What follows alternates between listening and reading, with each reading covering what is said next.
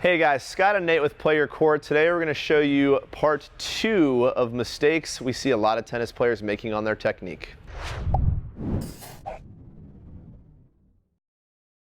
Alright guys, today is part 2 of a 3-part video series where we're going to help you correct some of the mistakes we're seeing you make in your technique. This video is for a pretty broad range of players. It's for players with a Play Your Court rating of 70 and below, and if you're not in our community or familiar with our rating system, you really should be, and you're going to go and you're going to click the link and you're going to join right now, because if you're on YouTube watching us, you definitely for $5 a month can make the investment to get everything you could ever possibly need to improve your tennis game. So go right now, pause this video, click the link below, sign up for the membership. We're going to ask you some questions.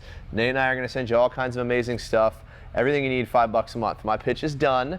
If you're not already in our community, a Play Your Court 70 is the equivalent of about a USTA 4.0. So we are talking about really beginners all the way up to 4.0. We see these technique mistakes quite often. So we already talked about a spacing issue where we see a lot of players really jammed up. What are we talking about today? What's mistake number 2, Nate? Today we're going to talk about, actually it's 2 things. We're going to talk about footwork and the racket prep, okay? And a lot of times we're just guilty of doing one well and not the other. So I have a saying. I like my sayings, don't I? Here we go. Yeah, I have a saying. You got to put your shoes on in the car, all right? So let me... Bear with me. I put my shoes on in my house like a normal person. When I was a kid, they didn't have a house. I had issues. I said like a kid. I mean, I still have issues with it, but being punctual, right? So, and you parents out there, you know what I'm talking about. It's like you need to, you got to be somewhere, and Billy doesn't have his shoes on, and you're like, grab your shoes. We can use Nate for this example. Nate. Little Nate doesn't have his shoes on, and you're like, Nate, come on, we're gonna be late, put your shoes on in the car. Because what's happening is if you put your shoes on at the house, if little Nate puts his shoes on at the house, that's another 2 minutes. You're gonna be 2 minutes late, right? And then, but here's the other issue. Now little Nate in the car forgot to put his shoes on, right? He's playing with his tennis racket, he's doing all kinds of other stuff, he's distracted in the car. So you pull up and you're like, Nate, oh my gosh, you don't have the shoes on. You're still late. Right? So why is it that we're doing these 2 things at one time, right? We're traveling somewhere, but we're performing an action.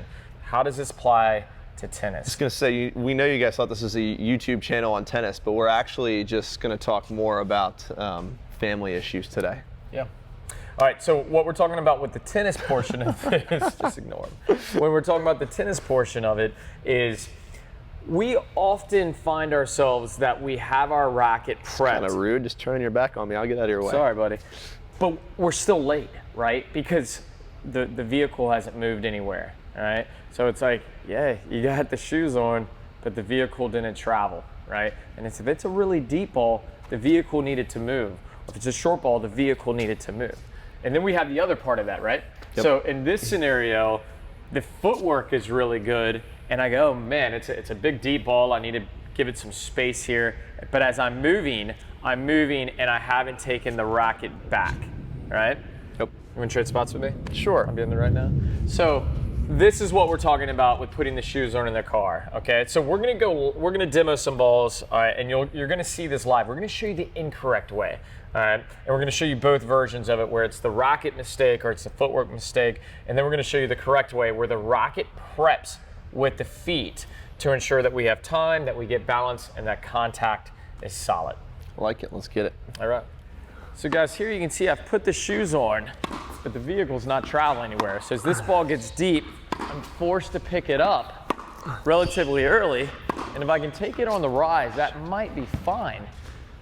But ultimately, that's going to get really challenging, and I'm going to start making errors because I'm running out of time, all right? I should really be focusing getting behind the ball, all right, especially with my outside leg on the forehand, and if the ball goes short, I'll step in with my left foot, all right? So now we're gonna take a look at a second error, and this is where my feet are really good, but I'm not getting the unit turn in the racket prep, so I'm just squeezing everything in real fast, all right? So the vehicle's moving, but little Nate forgot to put the shoes on. All right, let's take a look at that now. So guys, here you can see the vehicle's good, but I forgot to prep the racket.